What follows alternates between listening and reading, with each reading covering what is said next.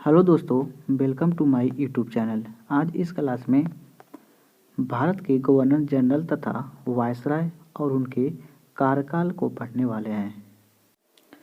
Governor और भारत बंगाल के governor और कार्यकाल की महत्वपूर्ण घटनाएं। रॉबर्ट क्लाइव, इनका कार्यकाल 1757 से 60 और दूसरा कार्यकाल 1765 से 67 ईस्वी तक। रॉबर्ट क्लाइव के कार्यकाल में 1757 का प्लासी का युद्ध हुआ था। रॉबर्ट क्लाइव के ही कार्यकाल में बंगाल के समस्त क्षेत्र के लिए उप दीवान नियुक्त, बंगाल के लिए मोहम्मद रजा खां, बिहार के लिए राजा सीताबराय तथा उड़ीसा के लिए राय दुर्लभ की नियुक्ति की गई थी। रॉबर्ट क्लाइव के कार्यकाल में ही बंगाल में दय शासन का जनक माना जाता है। रॉबर्ट क्लाइव के कार्यकाल में सवेत विद्रोह हुआ था और 1765 में इलाहाबाद की संधियां अवध के नवाब शुजा-उद-दौला मुगल सम्राट शाह आलम द्वितीय के साथ हुआ था। रॉबर्ट क्लाइव के कार्यकाल में ही सलावत जंग तथा आलमगीर द्वितीय तथा उमारा की उपाधि दी गई। रॉबर्ट क्लाइव के ही कार्यकाल में क्लाइव ने सेना के 3 केंद्र की स्थापना की। इलाहाबाद, मुंगेर और बांकीपुर पश्चिम बंगाल में किया गया। दूसरा गवर्नर बेसिंटर्ट 1760 से 64 तक। इसका कार्यकाल में बक्सर का युद्ध 1764 में हुआ था। कार्टियर का कार्यकाल 1769 से 72 में। बंगाल में अकाल 1770 में हुआ था और वारेन हेस्टिंग का कार्यकाल 1772 से 74 में। वारेन हेस्टिंग के कार्यकाल में बंगाल का अंतिम गवर्नर वारेन हेस्टिंग था और बंगाल में दय शासन को समाप्त वारेन हेस्टिंग ने ही किया था। 1772 में प्रत्येक जिले में एक फौजदारी दीवानी अदालतों की स्थापना वारेन हेस्टिंग ने ही किया था। वारेन हेस्टिंग बंगाल के गवर्नर जनरल 1774 से 75 तक रहा था। वारेन हेस्टिंग के कार्यकाल में रेगुलेटिंग एक्ट 1773 के तहत वारेन हेस्टिंग को बंगाल का प्रथम गवर्नर जनरल बनाया गया। वारेन हेस्टिंग के कार्यकाल में 1781 में अधिनियम, जिसके तहत गवर्नर जनरल, उसकी काउंसिल, कलकत्ता उच्च न्यायालय के मध्य शक्तियों के कार्यक्षेत्र स्पष्ट रूप से विभाजित कर दिया गया। वारेन हेस्टिंग के कार्यकाल में नंद कुमार पर अभियोग लगाकर फांसी और इस मुकदमे को न्यायिक हत्या की संज्ञा दी जाती है। वारेन हेस्टिंग के कार्यकाल में 1781 में मुस्लिम शिक्षा सुधार के लिए कलकत्ता में प्रथम मदरसा की स्थापना हुई थी। वारेन हेस्टिंग के कार्यकाल में 1775 से 82 का प्रथम मराठा युद्ध, 1782 में सालवाई की संधि हुई थी। वारेन हेस्टिंग के कार्यकाल में 1780 से 84 का द्वितीय आंग्ल मैसूर युद्ध और मंगलौर की संधि से समाप्ति हुई। वारेन हेस्टिंग के कार्यकाल में 1784 के ईस्ट इंडिया एक्ट, जिसमें परिषद के सदस्यों की संख्या 4 से घटाकर 3 कर दी गई। वारेन हेस्टिंग के कार्यकाल में 1784 में विलियम जोन्स द्वारा एशियाटिक सोसाइटी ऑफ बंगाल की स्थापना की गई। वारेन हेस्टिंग के कार्यकाल में चार्ल्स विलिकिंस द्वारा गीता और हितोपदेश अंग्रेजी के अनुवाद किए गए। वारेन हेस्टिंग के कार्यकाल में ही राजकीय कोषागार मुर्शिदाबाद से कलकत्ता स्थानांतरित की गई। वारेन हेस्टिंग के कार्यकाल में इज्जतदारी प्रथा शुरू हो गई और वारेन हेस्टिंग के कार्यकाल में हिंदू मुस्लिम कानूनों को संहिताबद्ध किया गया। अभिज्ञान संकुलम अंग्रेजी अनुवाद भी कराया गया। देशी रियासतों के साथ घेरे की नीति अपनाई गई। 1775 में आसफुद्दौला के साथ फैजाबाद की संधि हुई। ईस्ट इंडिया एक्ट 1784 के विरोध में इस्तीफा देकर वारेन हेस्टिंग 1785 में इंग्लैंड पहुंचा तो एडमंड बर्क द्वारा उसके ऊपर महाभियोग का मुकदमा दायर किया गया, परंतु 1795 में इसे सभी आरोप से मुक्त कर दिए गए। लॉर्ड कॉर्नवालिस, इसका कार्यकाल 1786 से 1793 तक और 1805 में दूसरा कार्यकाल। कॉर्नवालिस के काल में जिले के समस्त अधिकार कलेक्टर के हाथ में सौंप दिए गए। कॉर्नवालिस के काल में तृतीय आंग्ल मैसूर युद्ध 1790 से 92 में और श्रीरंगपट्टनम की संधि 1792 में समाप्त हुई। कॉर्नवालिस के कार्यकाल में कॉर्नवालिस संहिता का निर्माण 1793 में, जिसके अनेक न्यायिक सुधार का उल्लेख था। कॉर्नवालिस के कार्यकाल में न्यायिक विभाग राजस्व विभाग से पृथक्करण कर दिया गया शक्ति का पृथक्करण का सिद्धांत लागू किया गया। कॉर्नवालिस के काल में 1790 से 92 में भारतीय न्यायाधीशों से युक्त जिला फौजदारी न्यायालयों को समाप्त कर 4 सर्किट कोर्ट कलकत्ता, ढाका, मुर्शिदाबाद, पटना की स्थापना की गई। कॉर्नवालिस के कार्यकाल में बंगाल प्रांत में स्थायी बंदोबस्त पद्धति 1793 में लागू की गई।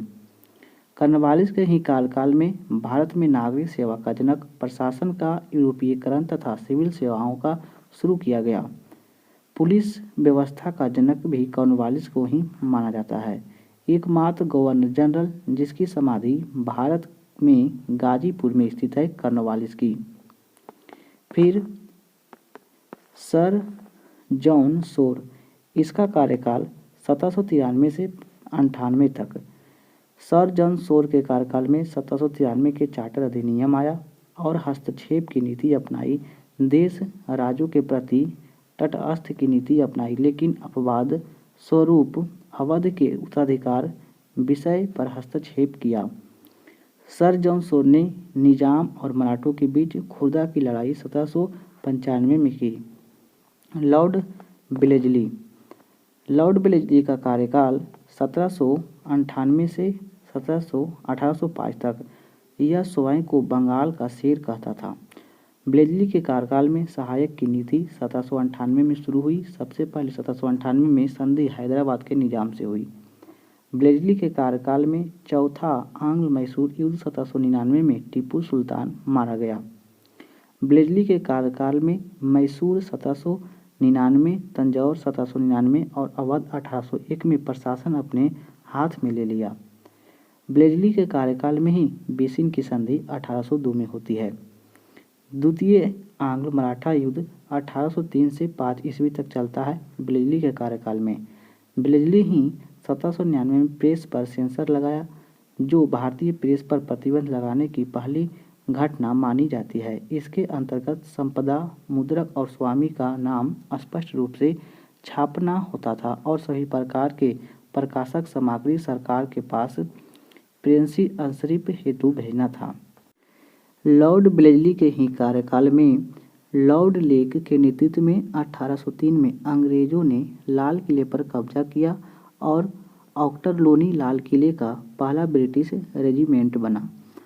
वेलेस्ली के कार्यकाल में 1802 में एमिन्स की संधि के तहत पांडिचेरी पुनः फ्रांसीसियों को दे दी गई। वेलेस्ली के कार्यकाल में कलकत्ता में फोर्ट विलियम कॉलेज की स्थापना 1800 में और सिविल सेवकों को परीक्षण हेतु, किंतु 1802 में इसे बंद कर हेलबेरी की परीक्षण दिया गया।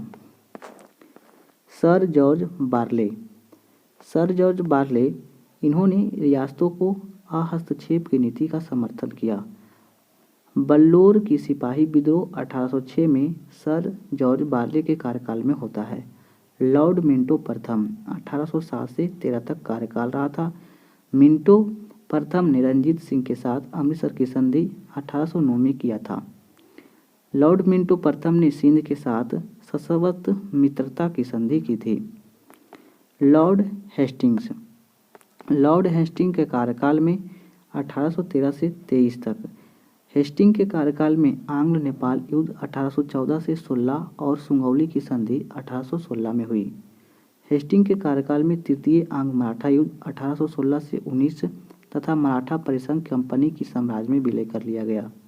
हेस्टिंग के कार्यकाल में सुगौली की संधि के बाद हेस्टिंग को मार्वेक्स ऑफ हेस्टिंग की उपाधि दी गई।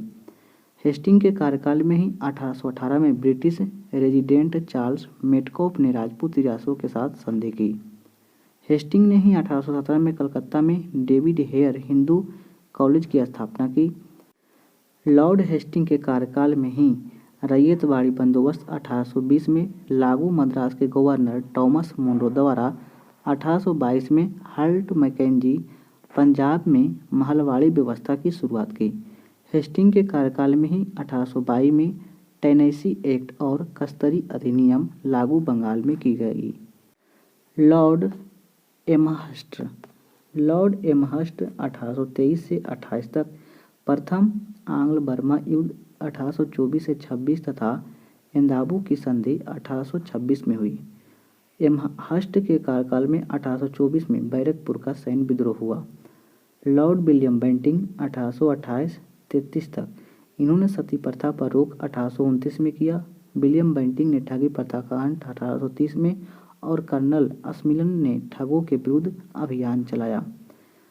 लॉर्ड विलियम बेंटिंक सरकारी सेवाओं में मतभेद का अंत और 1833 के चार्टर एक्ट की धारा 87 के तहत योग्यता को ही सेवा का अधिकार स्वीकार कर लिया गया। विलियम बेंटिंक ने कलकत्ता मेडिकल कॉलेज की नींव रखी। कॉर्नवालिस द्वारा स्थापित सर्किट कोर्ट को बंद किया और न्यायालयों में फारसी भाषा के स्थान पर देसी भाषा को अपनाया गया। भारत के governor general Lord William Bentinck 1833 से 35 तक कार्यकाल रहा था। विलियम बेंटिंक 1833 के चार्टर एक्ट द्वारा बंगाल का गवर्नर जनरल को भारत का गवर्नर जनरल बना दिया गया। प्रथम भारत का governor general Lord William Bentinck बना। विलियम बेंटिंक अफीम के व्यापार को नियमित किया। अब यह केवल बम्बई से ही निर्यात की जा सकती थी। विलियम बेंटिंक ने आगरा प्रेसिडेंसी 1834 में निर्माण किया। विलियम बेंटिंक विधि आयोग का गठन किया। 1835 का शिक्षा संबंधी प्रस्ताव शिक्षा सुधार, अंग्रेजी भाषा के उच्च शिक्षा का माध्यम बनाने जाने की घोषणा की। विलियम बेंटिंक ने गुरु प्रशासन के आधार पर मैसूर, कुर्गा और कचरा की रियासतों का विलय कर लिया। लॉर्ड मेटकॉफ 1835 से 36 तक भारतीय प्रेस का मुक्तिदाता कहा जाता है। लॉर्ड ऑकलैंड 1836 से 42 तक, इसके कार्यकाल में प्रथम आंग्ल अफगान युद्ध 1839 से 42 तक चला। ऑकलैंड के कार्यकाल में भारत में शिक्षा पश्चात चिकित्सा पद्धति का विकास हुआ। शेरशाह सूरी मार्ग का नाम बदलकर जीटी रोड रखा गया। ऑकलैंड के कार्यकाल में 1838 में ऑकलैंड रणजीत सिंह अफगान शासक शाह शुजा के साथ त्रिपक्षीय संधि की गई। लॉर्ड एलनबरो 1842 से 44 तक, इन्होंने ओल्ड मैन इन हरी उप नाम सिंध का विलय 1833 में किया। एलनबरो भारत में दास प्रथा का अंत 1843 के अधिनियम से 5 के द्वारा। एलनबरो 1843 से 44 में देसी भाषा के में ग्रामीण शिक्षा का विकास के लिए थॉमस योजना प्रस्तुत की। लॉर्ड हैंडिंग प्रथम कार्यकाल 44 से 1848 तक। हैंडिंग के कार्यकाल में प्रथम आंग्ल सिख युद्ध 1845 से 46 में एवं लाहौर की संधि 1886 में हुआ। 46 में हैंडिंग के कार्यकाल में खोड़ जनजाति के बीच प्रचलित नरबली प्रथा पर रोक लगा दिया गया। लॉर्ड डलहौजी 1848 से 56 तक। डलहौजी के कार्यकाल में द्वितीय आंग्ल सिख युद्ध 1848 से 49 और पंजाब कंपनी साम्राज्य में विलय 1849 में किया गया। डलहौजी के द्वितीय आंग्ल बर्मा युद्ध 1851 से 52 और लोअर बर्मा पेगू का अधिग्रहण 1852 में किया गया। डलहौजी चार्ल्स वुड की शिक्षा की नीति 1854 में लाया। डलहौजी के कार्यकाल में ही व्यापकगत सिद्धांत लागू करके इसके अंतर्गत सतारा 1848 में, जैतपुर संबलपुर 1849 में, बघाट 1850 में, उदयपुर 52 में, झांसी 53 में, नागपुर 54 में, अवध 56 में कंपनी साम्राज्य में विलय कर लिया गया। डलहौजी 1855 में करौली की भी विलय किया गया, किंतु इसे बोर्ड ऑफ कंट्रोल ने मान्यता नहीं दी, अर्थात इसे वापस लौटाना पड़ा। डलहौजी ने अवध का विलय आउट्रम रिपोर्ट के आधार पर क्रू प्रशासन का आरोप लगाकर कर लिया गया। डलहौजी 1853 में बम्बई एवं थाने के बीच प्रथम रेल चली। डलहौजी के कार्यकाल में 1854 में डाकघर अधिनियम पारित किया गया। डलहौजी के कार्यकाल में ही भारत के बंदरगाहों को अंतर्राष्ट्रीय व्यापार के लिए खोल दिया गया और विधवा पुनर्विवाह अधिनियम 1856 का मसौदा तैयार किया गया। डलहौजी के कार्यकाल में ही सिक्किम को भारत में मिला लिया गया। लॉर्ड डलहौजी द्वारा PWD सार्वजनिक निर्माण विभाग की स्थापना की गई। इसी के तहत गंगा नहर का निर्माण हुआ। पंजाब में बारी दओब में 2 नहरों का निर्माण हुआ। डलहौजी बंगाल के लिए उसने उप गवर्नर का पद सृजित किया और जो प्रदेश नए अधिगृहित किए गए थे उन्हें प्रत्यक्ष शासन में लिया और नॉन रेगुलेशन सिस्टम कहा गया। डलहौजी 1854 में शिक्षा सुधार के लिए वुड डिस्पैच आया। इसे भारतीय शिक्षा का मैग्ना कार्टा कहा जाता है। इसने मैकाले की टपकन पद्धति को त्याग दिया और प्रारंभिक शिक्षा देसी भाषा में देने की अनुशंसा के साथ स्त्री शिक्षा तथा निजी क्षेत्रों को भी शिक्षा में निवेश की अनुशंसा की। डलहौजी ने ग्रीष्मकालीन राजधानी शिमला को बनाया, वहां एक सैन्य मुख्यालय भी गठित किया। डलहौजी को यह श्रेय दिया जाता था, उसे सैन्य विभाग को सार्वजनिक विभाग से अलग कर एक नया विभाग बना दिया। डलहौजी सिक्किम को भारत में मिला लिया। लॉर्ड कैनिंग 1856 से 57 में कलकत्ता, मद्रास एवं बम्बई 3 विश्वविद्यालय की स्थापना की। कैनिंग ने भारत का अंतिम गवर्नर जनरल था। कैनिंग के समय 1857 का विद्रोह हुआ। लॉर्ड कैनिंग भारत का वायसराय। लॉर्ड कैनिंग का कार्यकाल 1858 से 62 तक था। कैनिंग भारत का प्रथम वायसराय था। 1858 में भारत शासन अधिनियम, कंपनी के शासन की समाप्ति तथा शासन का प्रत्यक्ष नियंत्रण ब्रिटिश ताज के हाथों में चला गया। कैनिंग विधवापूर्ण विवाह अधिनियम 1856 में लागू किया। ईश्वरचंद्र विद्यासागर की महत्वपूर्ण भूमिका थी। कैनिंग ने सितंबर 1859 में नील विद्रोह हुआ। कैनिंग के समय यूरोपीय सेना श्वेत विद्रोह 1859 में हुआ। कैनिंग के समय ही नागरिक विधि संहिता 1859 में, भारतीय दंड संहिता 1860 में, फौजदारी विधि संहिता 1861 में निर्माण हुआ। कैनिंग ने भारतीय परिषद अधिनियम 1861 को पारित किया। कैनिंग 1861 में हाई कोर्ट एक्ट पारित हुआ तथा संपूर्ण देश में एक ही दंड संहिता लागू की गई। कैनिंग भारत में पहली बार आयकर लाया गया, जिसे ब्रिटिश अर्थशास्त्री विल्सन द्वारा प्रस्तुत किया गया था। लॉर्ड एलिंगटन प्रथम। लॉर्ड एलिंगटन प्रथम 1862-63 तक बहावी आंदोलन का दमन किया। लॉर्ड जॉन लॉरेंस 1864 से 69 तक। लॉरेंस के समय भूटान युद्ध 1865 में, इसी के समय उड़ीसा में 1866 में और बुंदेलखंड राजपूताना में 1868 से 59 में भीषण अकाल पड़ा। कैंपबेल के नेतृत्व में अकाल आयोग की स्थापना की गई। लॉरेंस अफगानिस्तान में हस्तक्षेप की नीति का पालन किया और 1865 में बम्बई, कलकत्ता, मद्रास में हाईकोर्ट की स्थापना लॉरेंस ने किया। लॉर्ड मियो 1869 से 72 तक। मियो के कार्यकाल में भारतीय युवराजों को अध्ययन के लिए अजमेर में मियो कॉलेज की स्थापना हुई। मियो के कार्यकाल में आर्थिक विकेंद्रीकरण की नीति शुरू हुई और कृषि विभाग की स्थापना हुई। मियो के कार्यकाल में 1872 में भारत की पहली जनगणना हुई। लॉर्ड मियो सांख्यिकी सर्वेक्षण विभाग का गठन किया। लॉर्ड मियो ने पोर्ट ब्लेयर में इसकी हत्या कर दी गई। लॉर्ड नॉर्थब्रुक 1772 से 76 तक कार्यकाल रहा था। नॉर्थब्रुक ने प्रिंस ऑफ वेल्स भारत यात्रा 1875 से 76 में हुआ था। नॉर्थब्रुक अलीगढ़ में सैयद अहमद खां द्वारा मूवमेंटन एंग्लो ओरिएंटल कॉलेज की प्रोत्साहित किया। 1872 में पंजाब में कूका विद्रोह का दमन नॉर्थब्रुक ने ही किया। लॉर्ड लिटन, इसका कार्यकाल 1876 से 80 तक रहा था। लिटन विख्यात कवि और उपन्यास निबंध लेखक था। साहित्य जगत में ओवन मेरेडिथ नाम से जाना जाता है। लिटन 1876 से 78 में भयंकर दुर्भिक्ष अकाल, जिसमें मद्रास, बम्बई, मैसूर, हैदराबाद, मध्य भारत के कई हिस्से तथा पंजाब बुरी तरह प्रभावित हुआ, जिसने रिचर्ड स्टेची की अध्यक्षता में अकाल आयोग की नियुक्ति किया। लिटन ने राजकीय उपाधि अधिनियम 1876 को पारित किया। लिटन ने प्रथम दिल्ली दरबार आयोजन 1 जनवरी 1877 में ब्रिटेन के महारानी विक्टोरिया को केसरी हिंद की उपाधि से विभूषण किया गया। लिटन ने वर्नाकुलर प्रेस एक्ट 1878 को पारित कर देसी भाषा के भारतीय समाचार पत्रों पर कठोर प्रतिबंध लगा दिया गया।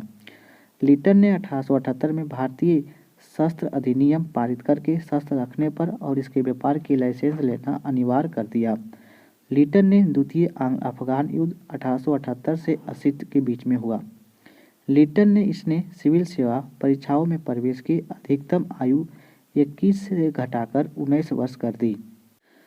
लॉर्ड रिपन, इसका कार्यकाल 1880 से 84 में और भारत में स्वशासन का जनक कहा जाता है।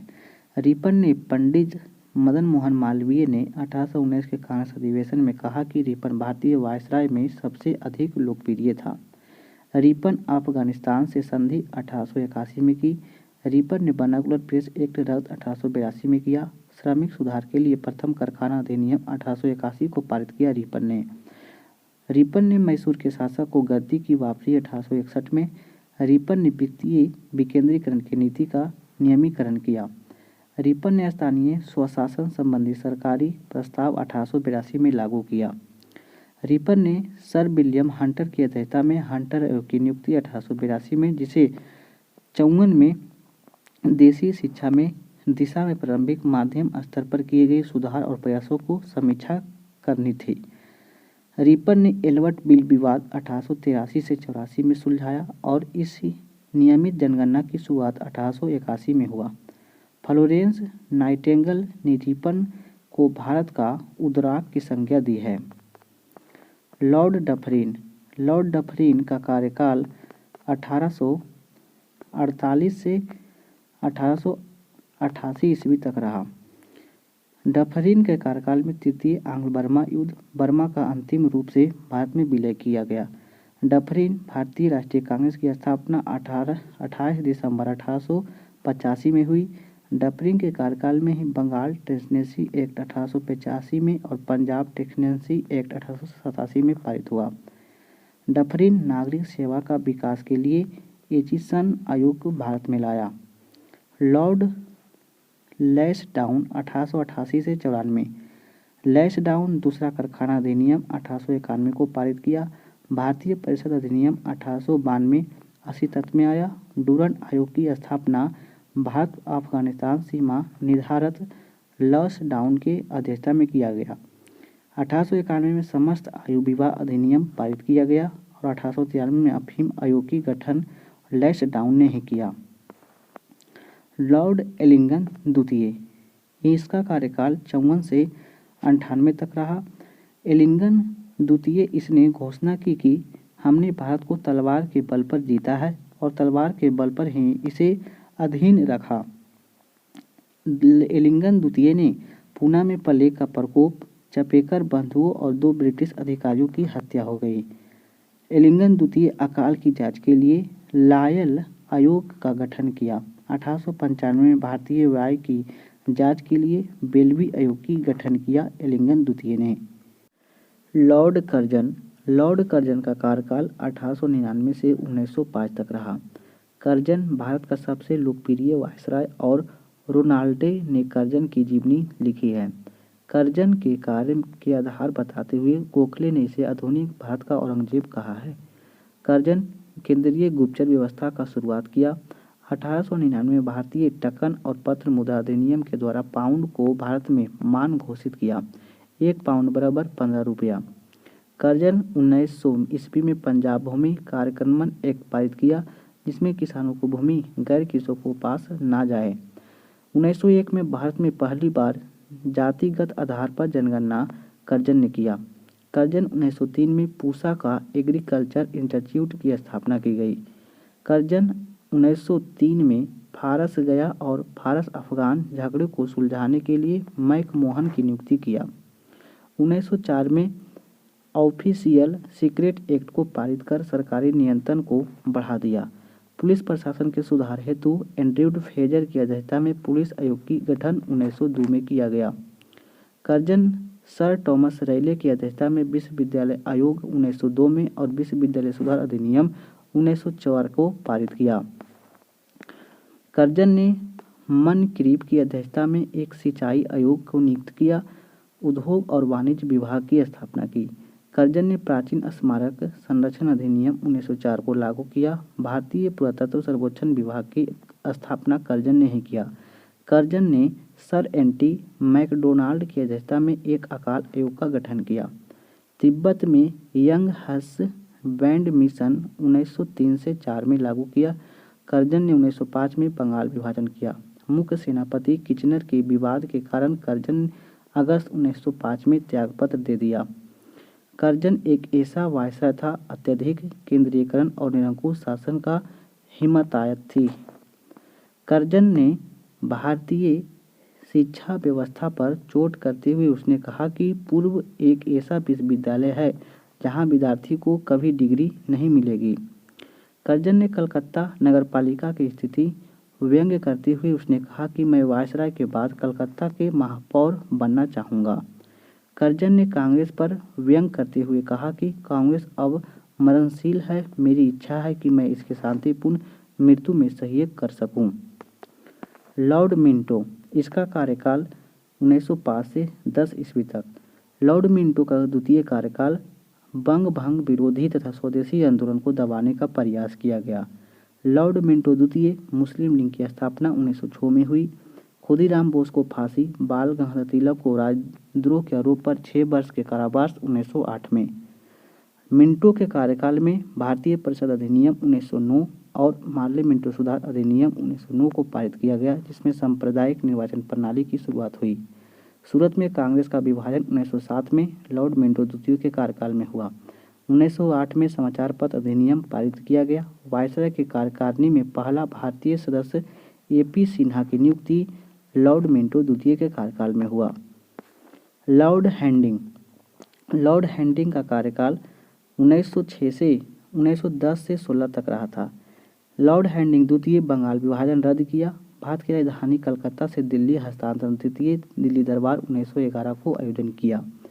लॉर्ड हैंडिंग द्वितीय 1912 में एलिंगटन आयोग का गठन हुआ। इस आयोग के नागरिक सेवाओं में 25% भारतीयों को नियुक्ति की बात कही गई। लॉर्ड हैंडिंग द्वितीय 1913 में शिक्षा संकल्प प्रस्ताव लिया गया और इसके तहत सरकार ने भारत में अशिक्षा को समाप्त करने का दायित्व लिया। 1914 में प्रथम विश्व युद्ध शुरू हुआ। मदन मोहन मालवीय द्वारा अखिल भारतीय हिंदू महासभा की स्थापना 1915 में हुई। मदन मोहन मालवीय द्वारा बनारस हिंदू विश्वविद्यालय की स्थापना 1916 में हुई। लॉर्ड चेम्सफोर्ड का कार्यकाल 1916 से 21 ईस्वी तक। चेम्सफोर्ड होम रूल लीग की स्थापना 1916 में। कांग्रेस एवं लखनऊ अधिवेशन 1916 में। कांग्रेस एवं मुस्लिम लीग के मध्य लखनऊ समझौता 1916 में चेम्सफोर्ड के कार्यकाल में हुआ। साबरमती आश्रम की स्थापना 1917 में। चंपारण आंदोलन 1917 में। अहमदाबाद में सत्याग्रह 18 में। खेड़ा सत्याग्रह 18 में। मेंटेगू चेम्सफोर्ड की घोषणाएं 1917 में। भारत शासन अधिनियम 1919 और राउलेट एक्ट 1919 में। जलियांवाला बाग हत्याकांड 1919 में चेम्सफोर्ड के कार्यकाल में हुआ। चेम्सफोर्ड प्रांतों में दैश शासन का शुरुआत किया। चेम्सफोर्ड असहयोग एवं खिलाफत आंदोलन 1920 में शुरू किया। पूना में DK कर्वे द्वारा महिला विश्वविद्यालय की स्थापना 1916 में।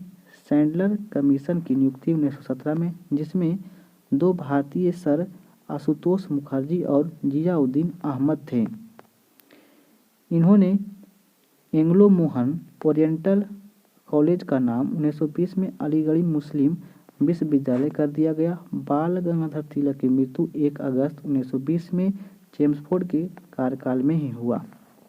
लॉर्ड रीडिंग के कार्यकाल में चौरी चौरा कांड प्रकरण 5 फरवरी 1922 के बाद असहयोग आंदोलन को वापस ले लिया गया।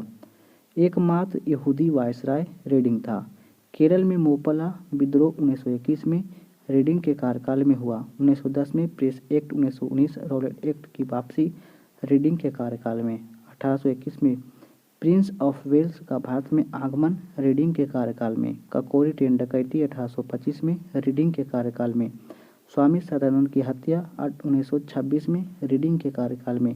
CR दास मोतीलाल नेहरू द्वारा स्वराज पार्टी की स्थापना 1923 में रीडिंग के कार्यकाल में। ICS की परीक्षा दिल्ली एवं लंदन के साथ करने का निर्माण 1923 में रीडिंग के कार्यकाल में। अकाली आंदोलन का गुरुद्वारा एक्ट रीडिंग द्वारा एक वर्थ समिति का गठन किया गया। इसकी अनुशंसा रेल बजट को आम बजट से अलग कर दिया गया। पहला पृथक रेल बजट 1924 से 25 प्रस्तुत किया गया। सैन्य सुधार के लिए सैंडहर्स्ट की अध्यक्षता में समिति गठित हुई। इसमें मोतीलाल नेहरू भारतीय सदस्य बने और 1924 में ली आयोग अपनी रिपोर्ट सिफारिश कि भारत शासन अधिनियम 1919 के अंतर्गत विचार किए गए सर्वाधिक लोक सेवा आयोग की स्थापना बिना किसी देरी की जाए।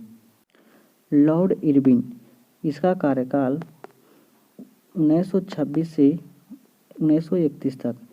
इरविन साइमन कमीशन का भारत में आगमन 1928 में, जिसकी भारतीयों द्वारा तीव्र विरोध किया गया। कांग्रेस के सर्वदलीय सम्मेलन में नेहरू रिपोर्ट की प्रस्तुति 1928 में। देशी रियासतों के संबंध में हॉटेक बटलर समिति की नियुक्ति 27 में। लाहौर के सहायक पुलिस अधिदंत सैंडर्स की हत्या। दिल्ली विधानसभा के कक्ष में बम विस्फोट 1929 में। लाहौर षड्यंत्र केस। लंबे उपवास के कारण जनीत दास की मृत्यु 1929 में। इरविन लाहौर अधिवेशन के पुनः स्वराज का प्रस्ताव पारित 1929 में हुआ। कृषि संबंधित रॉयल कमीशन का गठन। इसकी अनुशंसा पर imperial council of agriculture research 1929 में स्थापना हुई। इरविन के कार्यकाल में ही 1926 में प्रथम ट्रेड अधिनियम पारित किया गया। हड़ताल को वैध माना गया। 1930 में सारदा अधिनियम लागू हुआ। विवाह की उम्र लड़कों की 18 वर्ष और लड़कियों की 14 वर्ष कर दी गई। सविनय अवज्ञा आंदोलन प्रारंभ और दांडी यात्रा का शुरुआत 1930 में। प्रथम गोलमेज सम्मेलन का कांग्रेस द्वारा बहिष्कार 1930 में। गांधी इरविन समझौता 1931 में। सविनय अवज्ञा आंदोलन स्थगित किया गया। कांग्रेस द्वारा द्वितीय गोलमेज सम्मेलन में भाग लेने का निर्णय इरविन के कार्यकाल में हुआ। Lord Wellington. लॉर्ड बेलिंगटन का कार्यकाल 1931 से 36 तक। बेलिंगटन द्वितीय गोलमेज सम्मेलन 1931 में, जिसमें कांग्रेस के गांधी का एकमात्र प्रतिनिधि बनकर भाग लिया। 1932 में भारतीय सेना अकादमी की स्थापना देहरादून में की गई। 1932 में तत्कालीन ब्रिटिश प्रधानमंत्री रैमजे मैकडोनाल्ड सांप्रदायिक पंचायत की घोषणा की। वेलिंगटन पूना पैक्ट 1932 में हुआ। तृतीय गोलमेज सम्मेलन 1932 में। भाषा अधिनियम 1935 लागू हुआ। 1935 के अधिनियम में बर्मा को भारत से अलग करने का प्रावधान किया गया। 1936 में अखिल भारतीय किसान सभा की स्थापना की गई। 1934 में आचार्य नरेंद्र देव और जयप्रकाश नारायण कांग्रेस समाजवादी पार्टी की स्थापना की।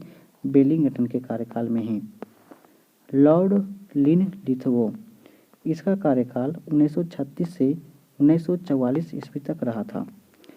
लॉर्ड लिनलिथगो के कार्यकाल में प्रांतीय चुनाव। 36 से 37 में कांग्रेस ने 11 से 8 प्रांतों में 6 पूर्ण बहुमत से 2 समर्थन अपनी सरकार बनाई।